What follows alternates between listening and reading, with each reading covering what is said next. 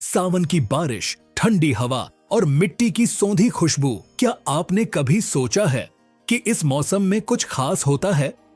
कुछ ऐसा जो दिखता नहीं लेकिन महसूस होता है। आज मैं आपको सुनाने जा रहा हूं एक छोटी सी बच्ची की, जिसकी भक्ति ने भोलेनाथ को भी रुकने पर मजबूर कर दिया।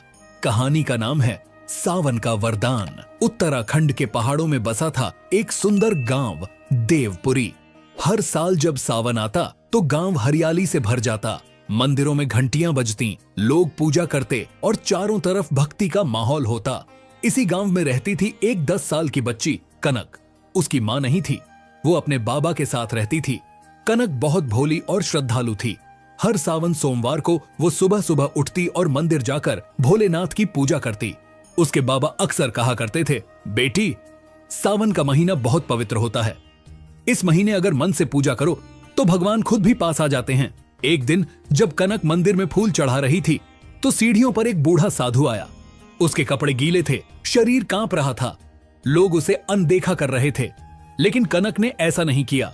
वो दौड़कर साधु के पास गई, उसे पानी पिलाया, प्रसाद दिया और कहा, बाबा, आप बहुत थके हुए लग रहे हैं, आइए थोड़ा आराम कर लीजिए। बेटी, तेरी सेवा और भक्ति देखकर शिव बहुत खुश होंगे। इस सावन के अंत तक तेरे जीवन में एक चमत्कार होगा। अगले दिन से कनक जब भी मंदिर जाती, शिवलिंग पर एक सफेद फूल पहले से रखा मिलता। वो फूल न तो बाजार में मिलता था, न गांव के किसी पेड़ पर। गांव के लोग हैरान थे। कई बार पूछा गया, कनक, ये फूल कहां से लाती हो? कनक मुस्कुराकर, ये मुझे खुद भोलेनाथ देते हैं शायद। सावन के तीसरे सोमवार को गांव में बीमारी फैल गई। कई लोग बुखार से परेशान थे, डॉक्टर तक नहीं पहुंच पा रहे थे। कनक ने गंगा जल लिया, तुलसी के पत्ते रखे और हर घर में जाकर शिवजी का प्रसाद बांटा। जो भी उसे देखता बेहतर महसूस करने लगता। लोग कहने लगे, एक महिला भावुक स्वर में, मेरे बेटे को 3 दिन से नींद नहीं आई थी। कनक ने माथे पर हाथ रखा और वो चैन से सो गया। सावन का आखिरी सोमवार आया। गांव के लोग मंदिर में जमा हो गए। कनक फूल लेकर शिवलिंग के पास पहुंची। जैसे ही उसने फूल चढ़ाया, मंदिर के अंदर तेज रोशनी फैली। कनक जमीन पर गिर गई।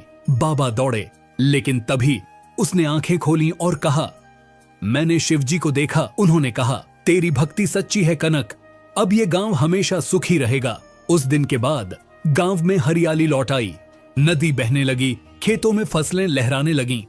गांव वालों ने कनक को सावन का वरदान नाम दिया। वो अब सिर्फ एक बच्ची नहीं, बल्कि आस्था की मिसाल बन गई थी। दोस्तों, सावन सिर्फ बारिश का महीना नहीं है, ये विश्वास, भक्ति और सेवा का समय है। कनक की तरह अगर हम भी सच्चे मन से किसी की मदद करें तो भगवान हमसे दूर नहीं रहते। तो इस सावन आप भी किसी के लिए एक छोटा सा वरदान बनिए। अगर आपको ये कहानी अच्छी लगी तो इसे अपने दोस्तों और परिवार वालों के साथ जरूर शेयर करें। और याद रखिए, हर सावन कोई ना कोई कनक जरूर जन्म लेती है। क्या इस बार वो आप बनेंगे?